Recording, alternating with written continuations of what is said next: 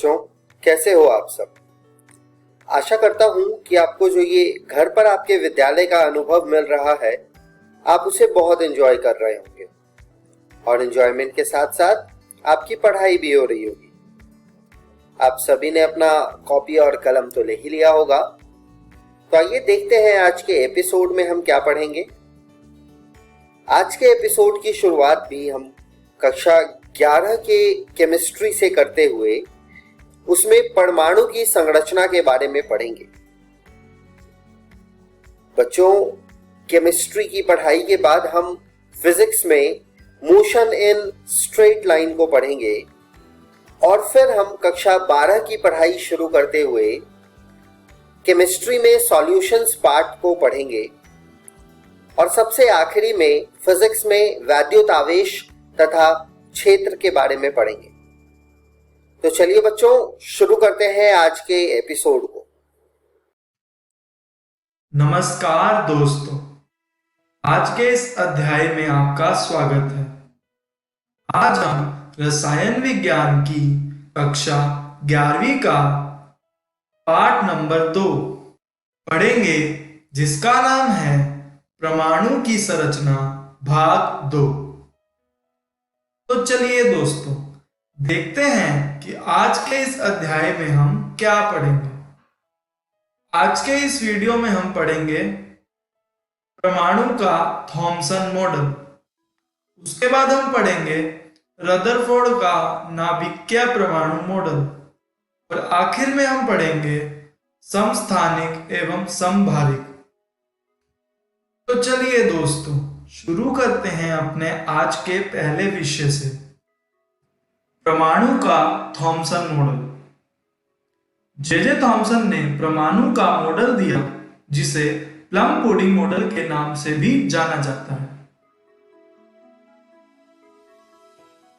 इस मॉडल के अनुसार परमाणु धनावेशित पदार्थ से बना हुआ है, जिसके अंदर ऋणावेशित इलेक्ट्रॉन बिखरे होते हैं, जैसा कि आप इस चित्र में देख रहे हैं। तो चलिए देखते हैं इस मॉडल के कुछ निष्कर्ष। पहला, ऋणात्मक आवेश परमाणु के भीतर होता है। दूसरा, परमाणु से भी छोटा कण प्रकृति में होता है।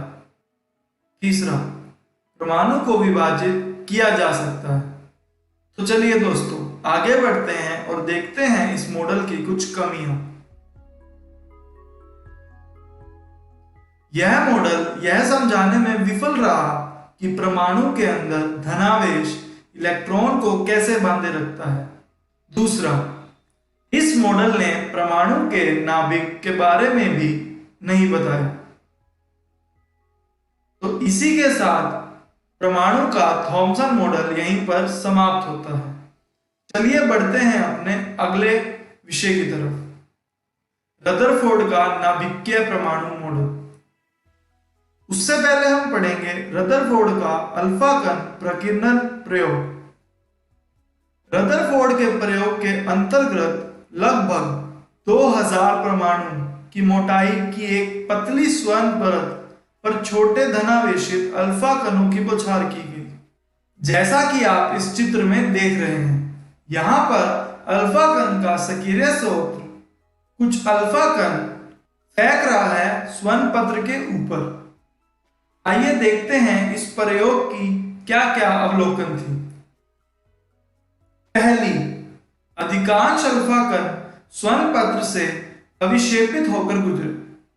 दूसरी, बहुत कम अल्फा कण टकरा कर वापस लौट गए, यानी 180 डिग्री द्वारा विक्षेपित हुए। तीसरी, कुछ अल्फा कण ऐसे थे जो छोटे कोण से अविक्षेपित होकर गुजरे। चलिए दोस्तों, आगे बढ़ते हैं और देखते हैं इस मॉडल के निष्कर्ष।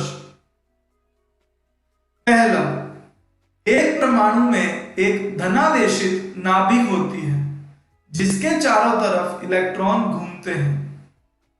दूसरा, इलेक्ट्रॉन और नाभिक कोलंबिक आकर्षण के बल द्वारा आपस में बंधे होते हैं, जैसा कि आप इस चित्र में देख रहे हैं।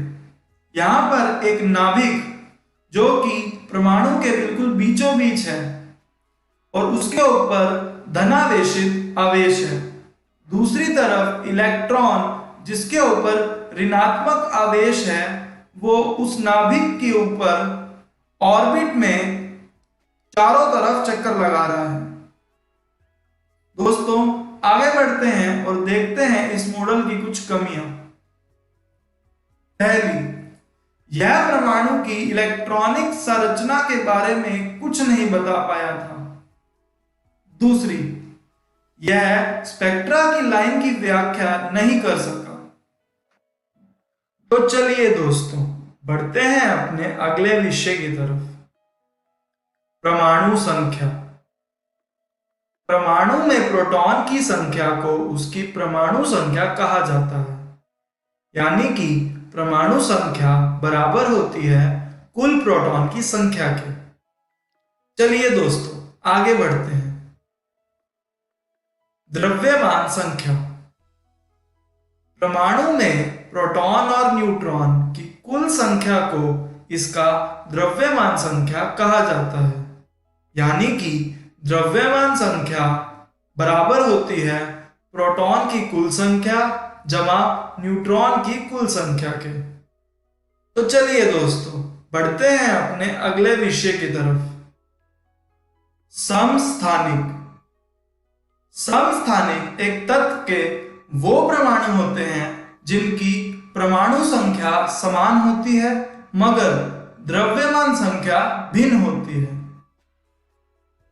एक ही तत्व के समस्थानिक एक दूसरे से केवल न्यूट्रॉन की संख्या में भिन्न होते हैं।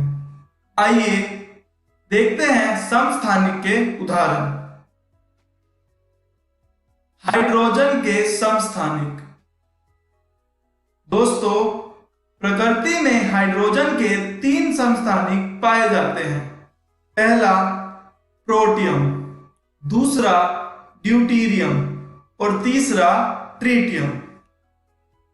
आइए इनके बारे में जानते हैं। जैसा कि आप देख रहे हैं प्रोटियम की परमाणु संख्या 1 होती है और द्रव्यमान संख्या भी 1 होती है। ड्यूटीरियम की परमाणु संख्या भी 1 होती है जबकि द्रव्यमान संख्या 2 होती है। ट्रीटियम की परमाणु संख्या भी 1 होती है लेकिन द्रव्यमान संख्या 3 होती है। यानी कि प्रोटियम, ड्यूटीरियम और ट्रीटियम तीनों की परमाणु संख्या एक ही है जबकि द्रव्यमान संख्या अलग है। इसीलिए इन्हें हाइड्रोजन के समस्थानिक कहते हैं। चलिए दोस्तों आगे बढ़ते हैं। समभारिक। अलग अलग परमाणु संख्या वाले अलग अलग तत्वों के परमाणु जिनका द्रव्यमान संख्या एक ही है उन्हें समभारिक कहा जाता है। उदाहरण के तौर पर सल्फर, क्लोरीन, कैल्शियम, इन सभी की द्रव्यमान संख्या बराबर है, इसीलिए इनको समभारिक कहते हैं। चलिए दोस्तों बढ़ते हैं अपने आखिरी विषय की तरफ। समस्थानिक एवं समभारिक के बीच अंतर। समस्थानिकों की परमाणु संख्या समान होती है जबकि समभारिकों की परमाणु संख्या भिन्न होती है।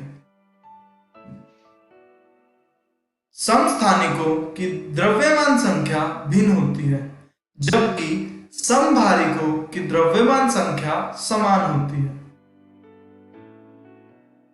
समस्थानिकों में प्रोटॉन की संख्या समान होती है जबकि समभारिकों में प्रोटॉन की संख्या अलग होती है। तो दोस्तों इसी के साथ ये अध्याय यहीं पर समाप्त होता है। आइए देखते हैं हमने आज क्या क्या पढ़ा। इस वीडियो में हमने सीखा परमाणु का थॉमसन मॉडल। इस मॉडल को प्लम पुडिंग मॉडल के नाम से भी जाना जाता है। इस मॉडल के अनुसार परमाणु धनावेशित पदार्थ से बना हुआ है जिसके अंदर इलेक्ट्रॉन होते हैं। उसके बाद हमने पढ़ा रदरफोर्ड का नाभिकीय परमाणु मॉडल।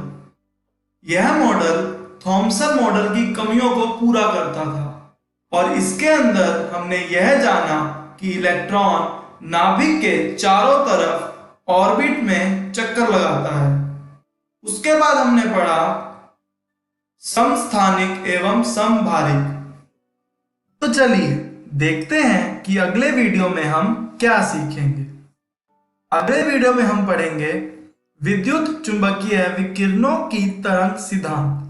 इसके अंदर हम अलग अलग तरंगों के बारे में जानेंगे और उनसे जुड़ी कुछ उनकी विशेषताओं के भी, जैसे कि तरंग दैर्ध्य, आवृत्ति और आयाम। उसके बाद हम पढ़ेंगे प्लांक का क्वांटम सिद्धांत। यहाँ पर हम महान वैज्ञानिक प्लांक द्वारा दिए गए ऊर्जा के सूत्र के बारे में जानेंगे। तब तक आप इस वीडियो में दिए गए प्रश्नों का अभ्यास कर लीजिएगा। धन्यवाद।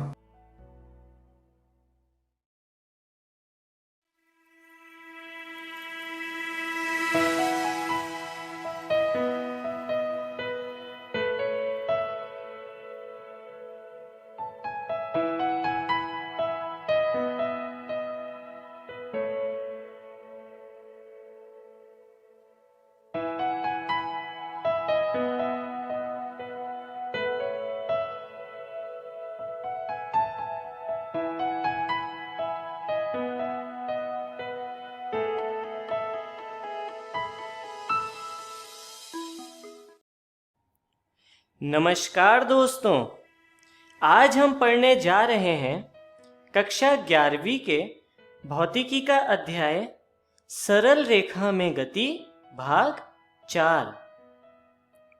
तो शुरू करने से पहले आइए एक बार नज़र डालते हैं कि आज हम क्या क्या पढ़ने वाले हैं।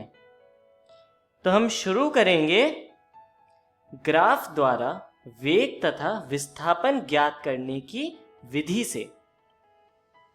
उसके बाद हम पढ़ेंगे प्रथम तथा द्वितीय शुद्ध गति की संबंधित समीकरण।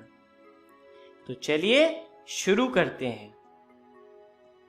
ग्राफ द्वारा वेग ज्ञात करने की विधि।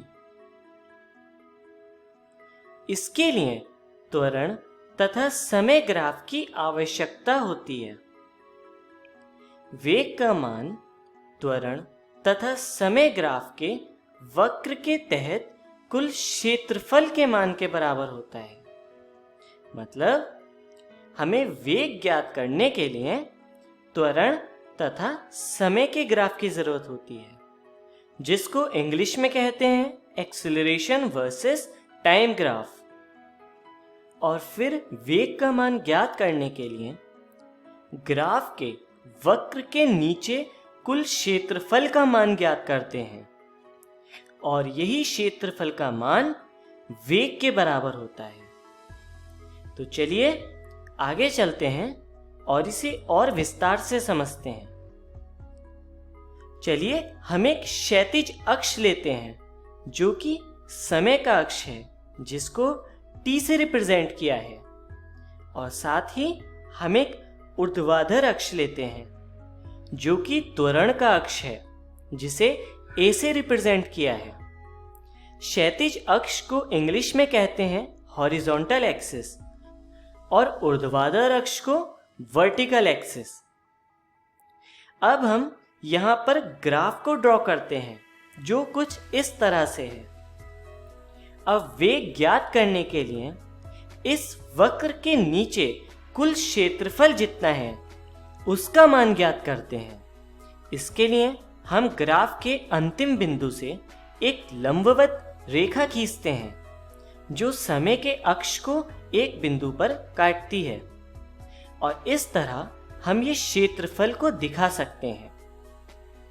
और हम कह सकते हैं v मतलब वेग बराबर वक्र के नीचे का कुल क्षेत्रफल। तो चलिए अब आगे चलते हैं और ग्राफ द्वारा विस्थापन ज्ञात करने की विधि पढ़ते हैं। इसके लिए वेग तथा समय ग्राफ की आवश्यकता होती है। विस्थापन का मान वेग तथा समय ग्राफ के वक्र के तहत कुल क्षेत्रफल के मान के बराबर होता है। मतलब विस्थापन का मान ज्ञात करने के लिए हम वेग तथा समय ग्राफ ड्रॉ करते हैं। वेग तथा समय ग्राफ को इंग्लिश में कहते हैं वेलोसिटी वर्सेस टाइम ग्राफ। अब इस ग्राफ के वक्र के नीचे के कुल क्षेत्रफल का मान ज्ञात करते हैं और क्षेत्रफल के इसी मान को हम विस्थापन कहते हैं और इस तरह ग्राफ द्वारा विस्थापन का मान ज्ञात किया जा सकता है। तो चलिए आगे चलते हैं और इसे विस्तार से समझते हैं। मान लीजिए हम एक क्षैतिज अक्ष खींचते हैं जो कि समय का अक्ष है और इसी तरह हम एक ऊर्ध्वाधर अक्ष खींचते हैं जो कि वेग का अक्ष है और हम एक ग्राफ ड्रॉ करते हैं जो कुछ इस तरह से है। अब विस्थापन ज्ञात करने के लिए हम इस ग्राफ के अंतिम बिंदु से एक लंबवत रेखा खींचते हैं समय के अक्ष पर और अब इस आकृति के अंदर जो क्षेत्रफल है वो विस्थापन के बराबर होता है और हम लिख सकते हैं d यानी विस्थापन बराबर वक्र के नीचे का कुल क्षेत्रफल। तो चलिए आगे बढ़ते हैं और प्रथम शुद्ध गति की संबंधित समीकरण पे नजर डालते हैं। यह समीकरण प्रारंभिक वेग, अंतिम वेग, समय और त्वरण के बीच के संबंध को दर्शाती है। जैसा कि आप पिछली वीडियो में इस समीकरण के बारे में पढ़ चुके हैं, इसका सूत्र होता है v बराबर u प्लस at, जहां v अंतिम वेग है, u प्रारंभिक वेग है, a त्वरण है तथा t समय है और इसी को हम प्रथम शुद्ध गति की संबंधित समीकरण कहते हैं। इस समीकरण को हम इस प्रकार भी लिख सकते हैं जो कि है v माइनस u बराबर at। तो चलिए अब हम आगे चलते हैं और इसके लिए एक उदाहरण पढ़ते हैं। मानते हैं एक कण गतिमान है जिसका प्रारंभिक वेग है u बराबर 10 मीटर पर सेकेंड, अंतिम वेग है v बराबर 30 मीटर पर सेकेंड और कुल समय है 40 सेकेंड। मतलब 40 सेकंड के समय अंतराल में कण का वेग 10 मीटर पर सेकंड से बढ़कर 30 मीटर पर सेकंड हो जाता है। तो वेग परिवर्तन हो रहा है, इसीलिए यहाँ पर कण में त्वरण भी होगा क्योंकि त्वरण होता है वेग परिवर्तन की दर। तो चलिए हम यहाँ पर त्वरण का मान ज्ञात करते हैं, जिसके लिए हम प्रथम शुद्ध गति की संबंधित समीकरण का प्रयोग करते हैं जो कि इस प्रकार है v बराबर u प्लस at, जहां पर v अंतिम वेग है, u प्रारंभिक वेग है, a त्वरण है तथा t समय है। तो चलिए अब हम यहाँ पर सभी चरों के मान रखते हैं जो कि इस प्रकार से हैं।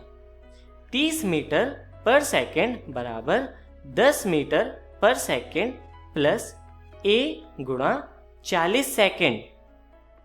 अब इसे हल करने के लिए 10 मीटर पर सेकेंड को लेफ्ट हैंड साइड ले जाते हैं, जिससे हमें मिलता है 30 मीटर पर सेकेंड माइनस 10 मीटर पर सेकेंड बराबर a गुणा 40 मीटर पर सेकेंड और इसे हल करने पर मिलता है a गुणा 40 मीटर पर सेकेंड बराबर 20 मीटर पर सेकेंड, जिसे हल करने पर हमें मिल जाता है a बराबर 0.5 मीटर पर सेकेंड स्क्वायर और यही त्वरण का मान है।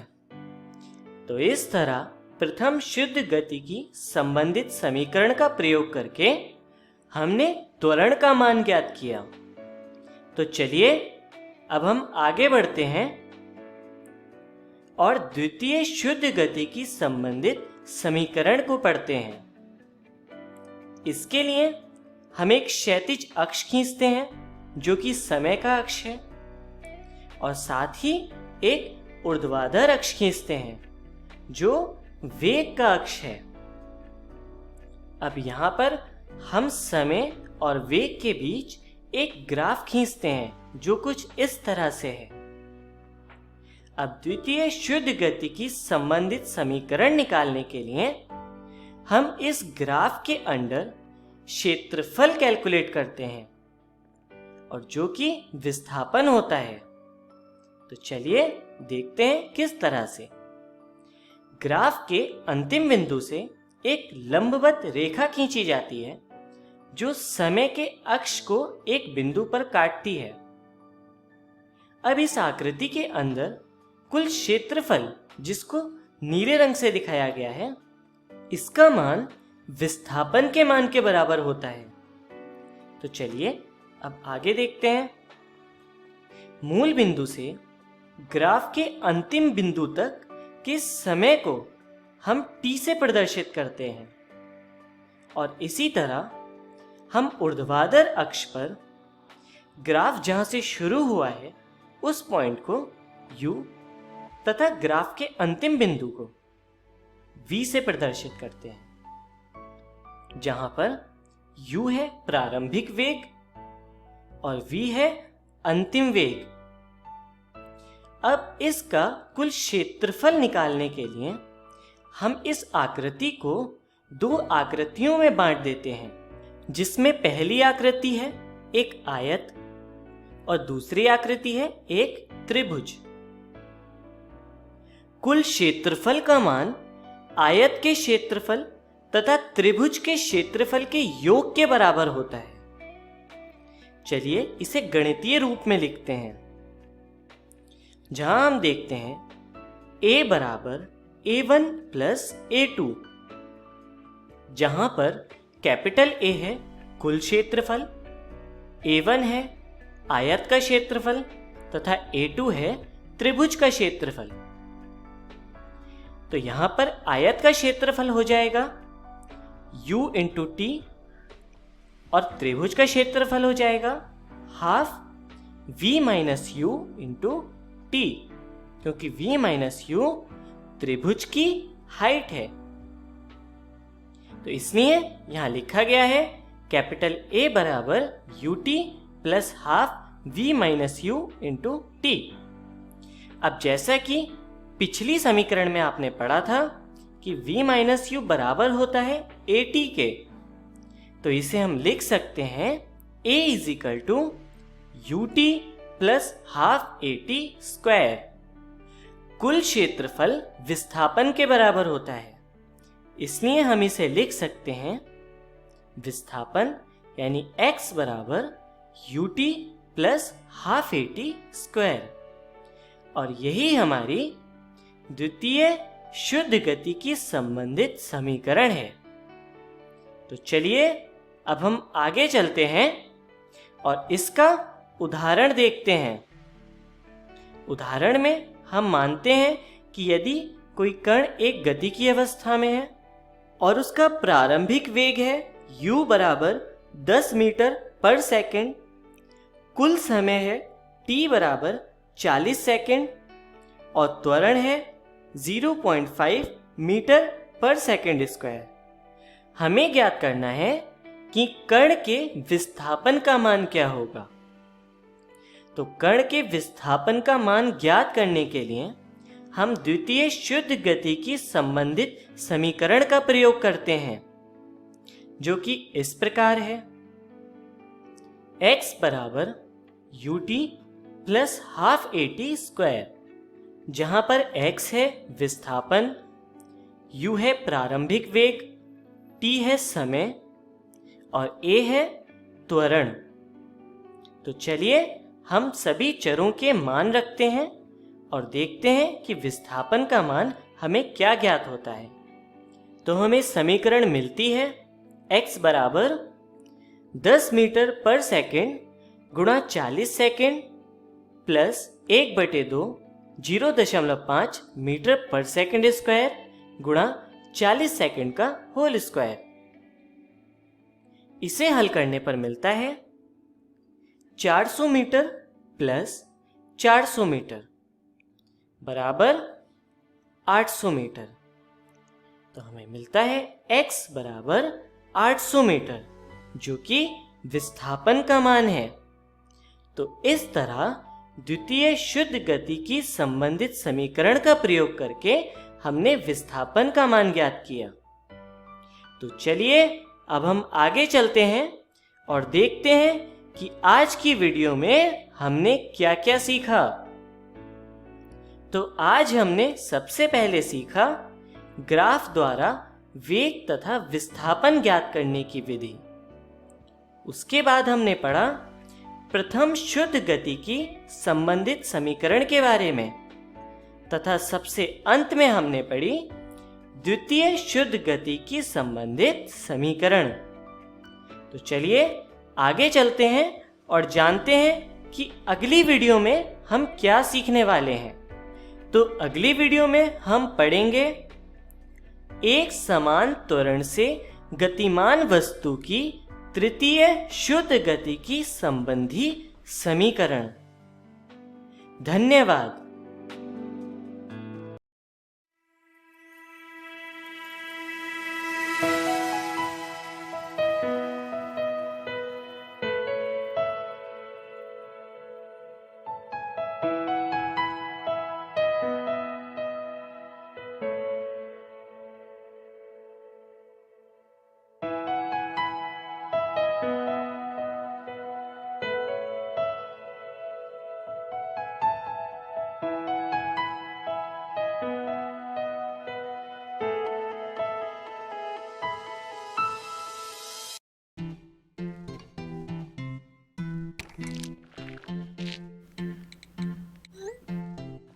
देखो, हाथ बेचारा अपना काम करते करते खुद ही कोरोना वायरस बन रहा है।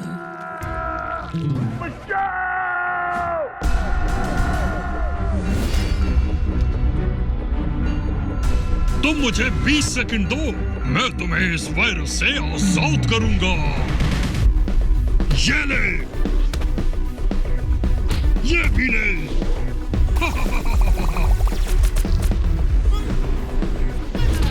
भाग जा, ये कोने कोने में ले, दफा हो जा यहां से।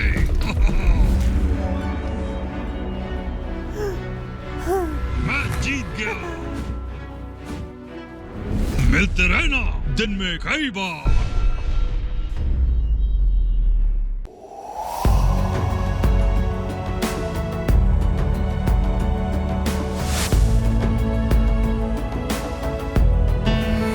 हेलो इंडिया, नमस्कार।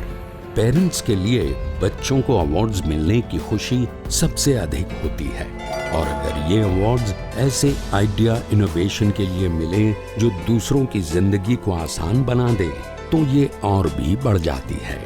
देश भर के हजारों बच्चे विज्ञान पर आधारित अपने आइडिया इनोवेशन के लिए पहचान और सम्मान पा रहे हैं और नए भारत के निर्माण का हिस्सा बन रहे हैं। आप भी 6ठी से 10वीं कक्षा में पढ़ रहे अपने बच्चों को DST और NIF द्वारा आयोजित इंस्पायर अवार्ड्स मानक में भाग लेने के लिए प्रेरित करें। अधिक जानकारी के लिए गूगल करें इंस्पायर अवार्ड्स मानक।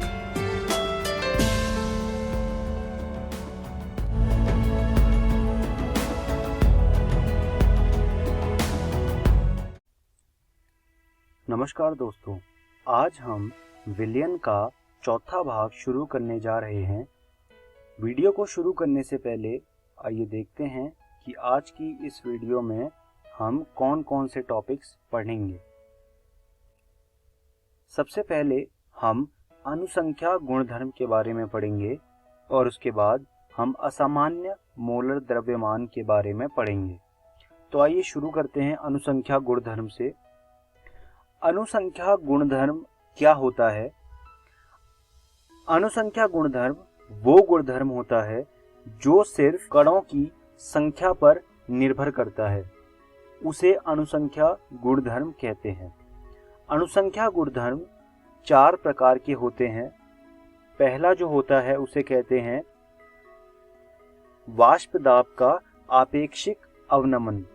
दूसरा जो होता है उसे कहते हैं क्वथनांक का उन्नयन।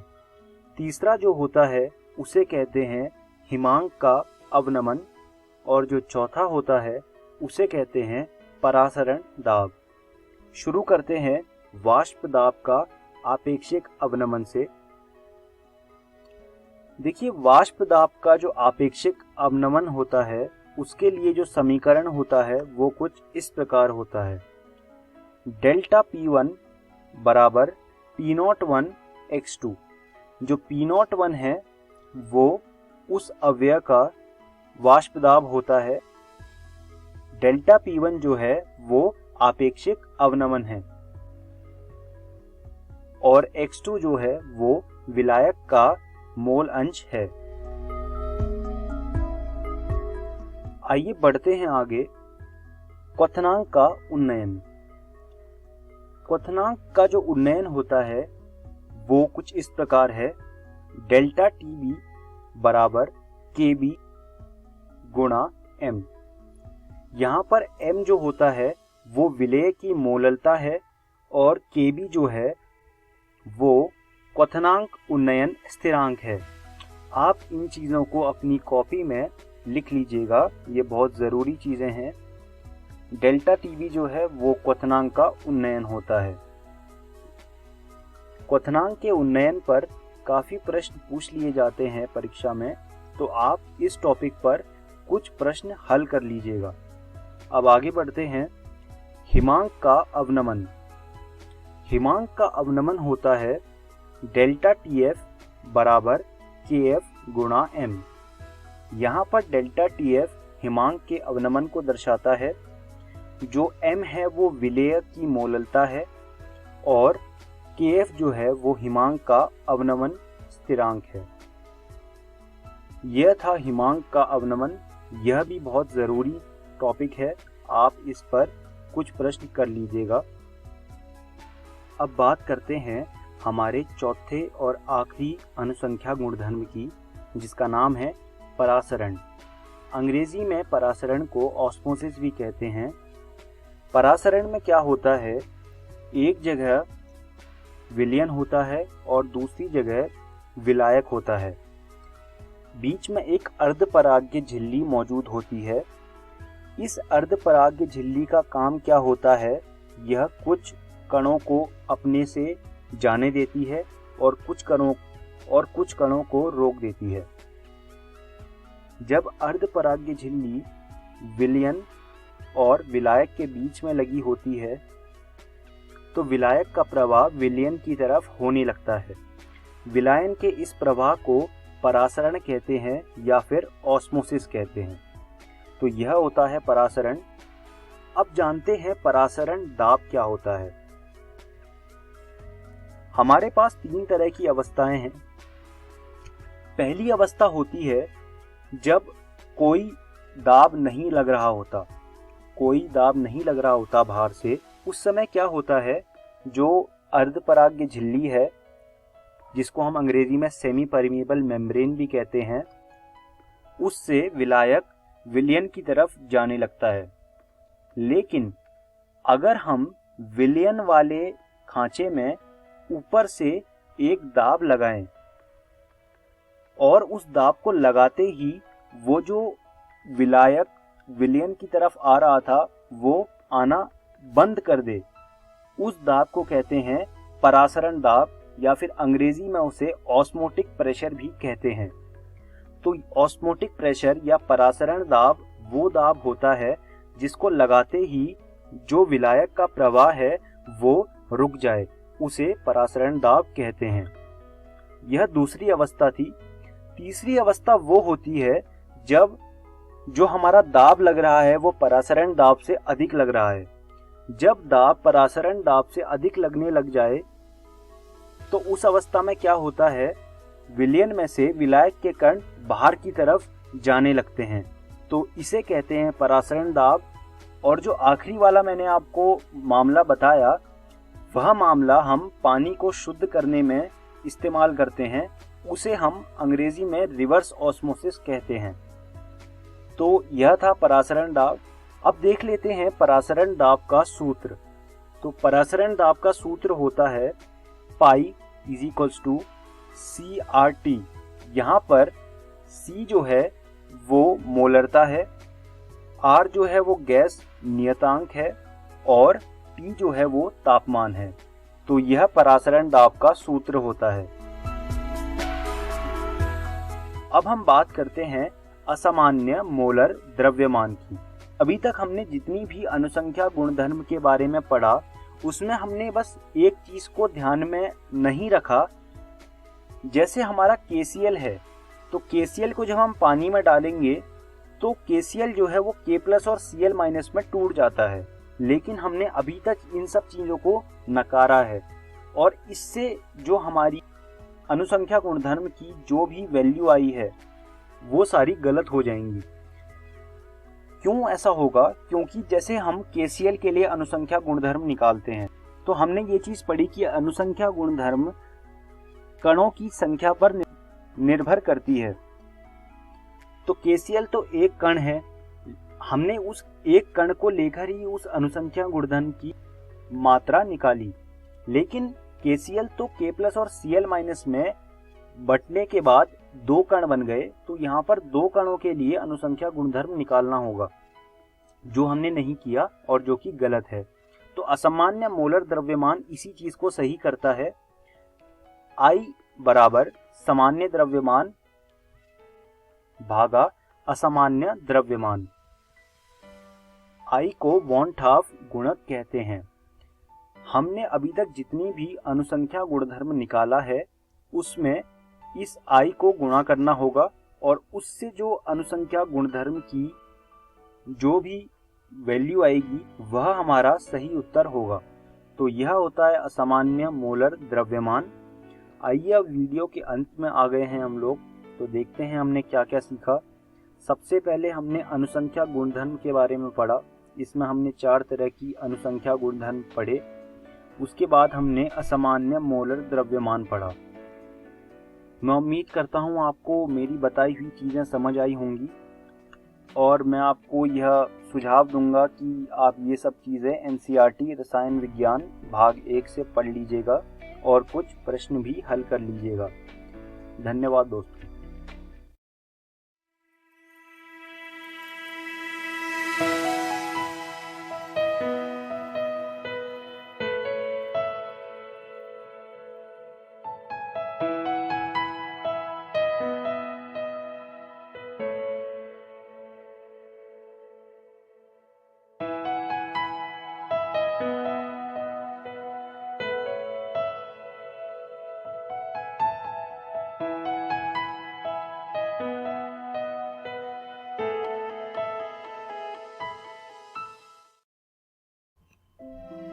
हेलो दोस्तों, welcome to this physics video lecture.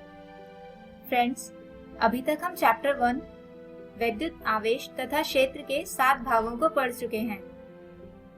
आज हम इसका 8वां भाग समझेंगे और इस 8वें भाग में हम समझेंगे कि जब किसी द्विध्रुव को किसी एक समान बाह्य क्षेत्र में रखा जाता है तो वो किस तरह से बिहेव करता है, यानी एक समान बाह्य क्षेत्र में द्विध्रुव। दोस्तों, इसे समझने के लिए सबसे पहले मान लेते हैं कि यहाँ पर एक समान वैद्युत क्षेत्र E कुछ इस दिशा में फ्लो कर रहा है। अब हम इसमें किसी एक विद्युत द्विध्रुव को रखते हैं। यहाँ पर जैसा कि आप देख सकते हैं कि यह द्विध्रुव विद्युत क्षेत्र की दिशा में न होकर कुछ टेढ़ी रखी है।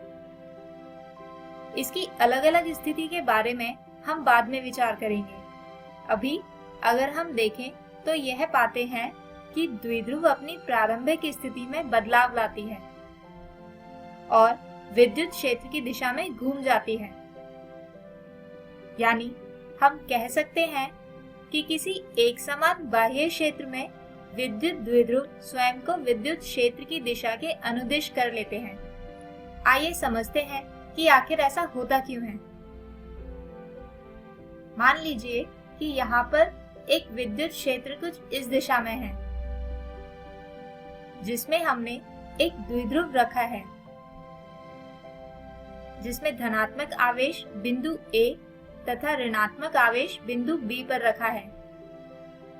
दोस्तों, यहाँ पर हमने केवल विद्युत क्षेत्र की दिशा को दर्शाने के लिए एक ही एरो बनाया है। अब जैसे कि हम जानते हैं कि धनात्मक आवेश विद्युत क्षेत्र की दिशा में जाना चाहेंगे, क्योंकि विद्युत क्षेत्र एक धनात्मक आवेश से ही उत्सर्जित होता है और दो समान आवेश एक दूसरे को प्रतिकर्षित यानी रिपेल करते हैं। यानी बिंदु A या धनात्मक आवेश पर लगने वाला बल होगा प्लस QE, जबकि बिंदु B पर रखा ऋणात्मक आवेश विद्युत क्षेत्र की दिशा के विपरीत यानी नीचे की ओर जाएंगे और इस आवेश पर लगने वाला बल का परिमाण होगा ऋणात्मक QE। अब दोस्तों, जैसा कि हम जानते हैं कि किसी निकाय पर समान परिमाण किंतु विपरीत दिशा में लगने वाले बल युग्म निकाय में बल आघूर्ण उत्पन्न करते हैं। यानी यहाँ पर भी इस द्विध्रुव में उत्पन्न होता है बल आघूर्ण, जिसकी वजह से ये द्विध्रुव अपने मध्य बिंदु के सापेक्ष घूम जाता है। दोस्तों, बल आघूर्ण को ज्ञात करने का सूत्र होता है बल गुणा बिंदुओं के बीच लंबवत दूरी।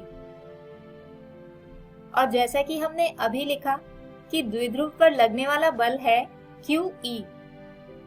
इसके अलावा बिंदुओं के बीच लंबवत दूरी जानने के लिए हम त्रिकोणमिति का उपयोग करेंगे। मान लीजिए कि ये द्विध्रुव विद्युत क्षेत्र के साथ थीटा डिग्री का कोण बनाता है।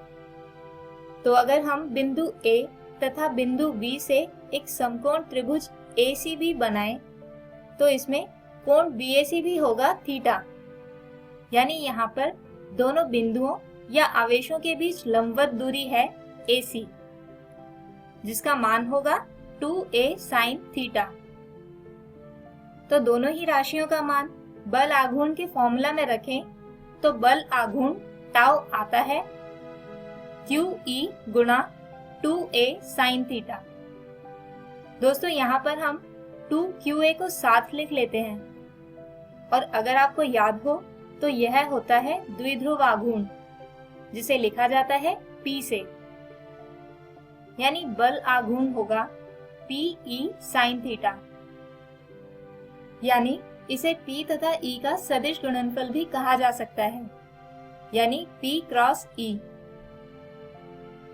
आइए अब इस द्विध्रुव की विद्युत क्षेत्र में विभिन्न स्थितियों पर विचार करते हैं, जिसमें सबसे पहले आता है जब द्विध्रुव विद्युत क्षेत्र की दिशा में हो।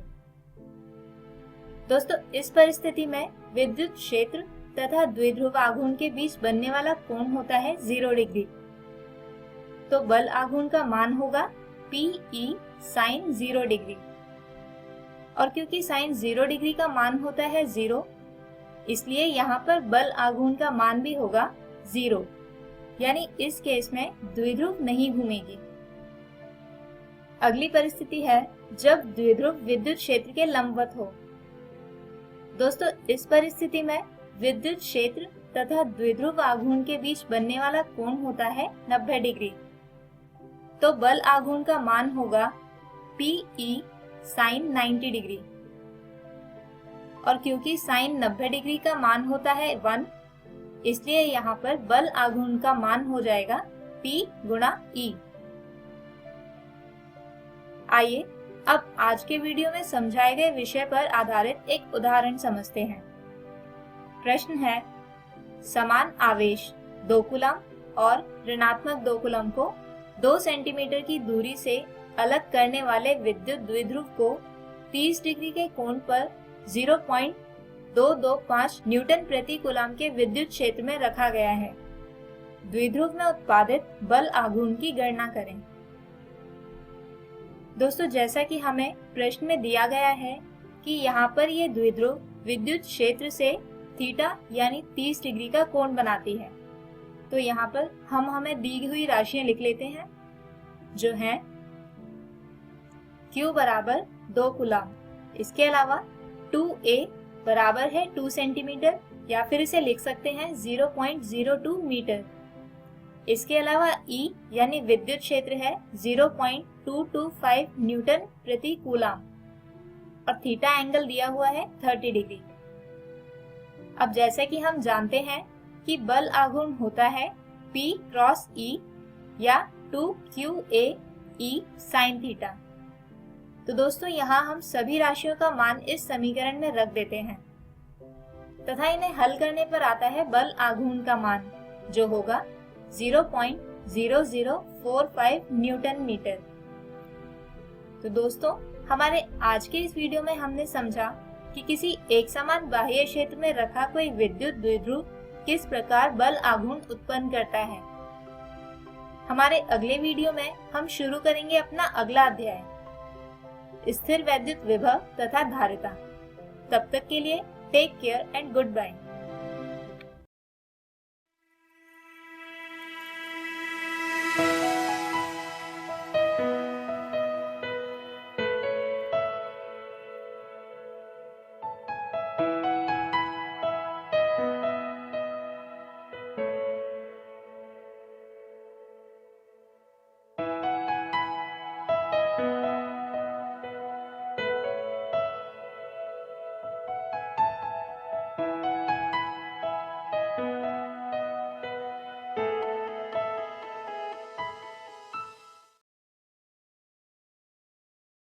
नमस्कार, आप सभी लोगों का भारतीय रिजर्व बैंक पटना की ओर से हार्दिक स्वागत है। आप लोगों की अनुमति लेकर आज मैं आप सभी लोगों को भारतीय रिजर्व बैंक के साथ पहचान करवाता हूं। भारतीय रिजर्व बैंक की स्थापना भारतीय रिजर्व बैंक अधिनियम 1934 के प्रावधानों के अनुसार 1 अप्रैल 1935 को हुई। रिजर्व बैंक का केंद्रीय कार्यालय प्रारंभ में कोलकाता में स्थापित किया गया था, जिसे 1937 में स्थायी रूप से मुंबई में स्थानांतरित किया गया। केंद्रीय कार्यालय वह कार्यालय है जहां गवर्नर बैठते हैं और जहां नीतियां निर्धारित की जाती हैं। 1949 में राष्ट्रीयकरण के बाद से इस पर भारत सरकार का पूर्ण स्वामित्व है। तो भारतीय अर्थव्यवस्था में भारतीय रिजर्व बैंक की भूमिका क्या है, आइए इसको जानते हैं। भारतीय रिजर्व बैंक देश के विकास को ध्यान में रखते हुए मूल्य स्थिरता बनाए रखता है। साथ ही यह बैंकिंग प्रणाली में लोगों का विश्वास बनाए रखता है तथा जमाकर्ताओं के हितों की रक्षा करते हुए आम जनता को किफायती बैंकिंग सेवाएं उपलब्ध कराता है। देश की सर्वोच्च वित्तीय संस्था होते हुए यह न केवल विदेश व्यापार और भुगतान को सुविधाजनक बनाता है, बल्कि भारत में विदेशी मुद्रा बाजार का क्रमिक विकास करता है और उसे बनाए भी रखता है। मुद्रा जारीकर्ता के रूप में यह आम जनता को अच्छी गुणवत्ता वाले करेंसी नोटों और सिक्कों की पर्याप्त मात्रा उपलब्ध कराता है। भारतीय रिजर्व बैंक का पूरे भारत में 27 क्षेत्रीय कार्यालय तथा 4 उप कार्यालय हैं, जिनमें अधिकांश राज्यों की राजधानियों में स्थित हैं। आप सभी लोगों को जानकर बहुत खुशी होगी कि आपके राज्य में भारतीय रिजर्व बैंक का एक कार्यालय पटना में गांधी मैदान के पास स्थित है। वह कार्यालय उपभोक्ता संरक्षण एवं वित्तीय जागरूकता हेतु समय समय पर विभिन्न पहल का आयोजन करता है। इस पहल के एक हिस्से के रूप में हमने इस वीडियो को डिजाइन किया है ताकि आप सुरक्षित डिजिटल बैंकिंग को समझ सकें। हम आशा करते हैं कि ये वीडियो आपके लिए सूचनात्मक एवं मददगार साबित होगा। आरबीआई कहता है, सुरक्षित डिजिटल लेन देन आपके घर की सुरक्षा से किया जा सकता है। मतलब सब भाई बहन कक्का काकी को बतलाना है कि अब बैंक जाए के जरूरत नहीं है, अब घर से बैठकर बैंक का काम किया जा सकता है। समझे? भारतीय रिजर्व बैंक आरबीआई कहता है, सुरक्षित रहें, सुरक्षित डिजिटल लेन देन करें।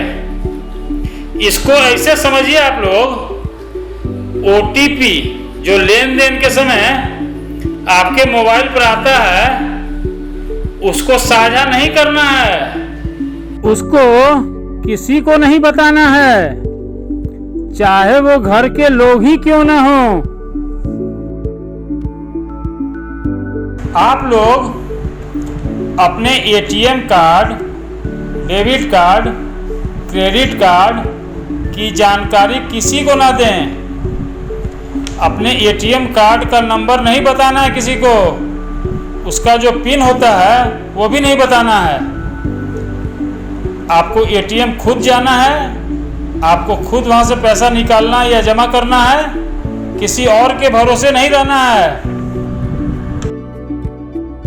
RBI कहता है अपना कार्ड सुरक्षित ढंग से इस्तेमाल करें। मतलब आपका बैंक कभी भी आपको फोन करके कार्ड के बारे में नहीं पूछेगा आपसे। अगर आपको कोई फोन करके डिटेल पूछता है तो समझ लीजिए वो सही आदमी नहीं है, ओकरा कुछ नहीं बताना है। ध्यान रखिएगा इस बात का। आप लोग कभी भी अपना password, pin, OTP, CVV, UPI pin इत्यादि किसी के साथ शेयर ना करें। जैसे पहले हम बताए आपको, पहले के आप स्लाइड में देखिएगा, आपको बताए थे पासवर्ड के बारे में, पिन के बारे में, OTP के बारे में। उसी तरह इसमें हम आपको बता रहे हैं CVV के बारे में। हर कार्ड के पीछे, चाहे वो डेबिट कार्ड हो चाहे वो क्रेडिट कार्ड हो, उसके पीछे एक मैग्नेटिक स्ट्राइप होता है काले रंग का। उसके ऊपर 3 अंक का एक CVV नंबर लिखा रहता है, जिसको हम लोग इंटरनेट से कोई ट्रांजैक्शन करते हैं ना, तब उससे में हम लोग यूज करते हैं। उसको किसी को नहीं बताना है। कोई फोन करके पूछेगा उसको नहीं बताना है।